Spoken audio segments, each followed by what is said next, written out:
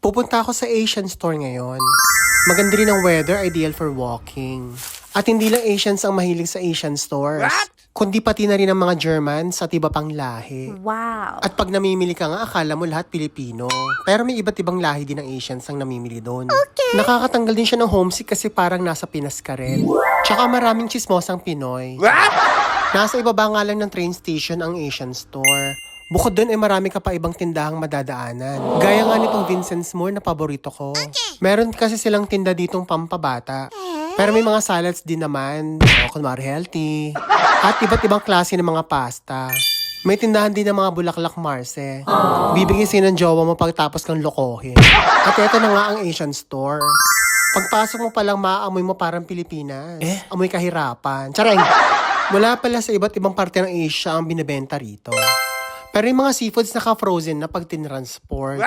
Iba pa rin talaga ang lasa ng seafoods pag sariwa. May iba-iba rin silang klase ng gulay, kaso hindi sila nabanggit sa bahay kubo. At nakita ko na ang hinahanap ko. Pork blood pang dinuguan. Masaya kasi minsan lang meron nito dito. Binayaran ko na nga, tinuwi sa bahay. Talaga naman nakakamiss ang dinuguan. Pati nga siya na mamiss ko na eh.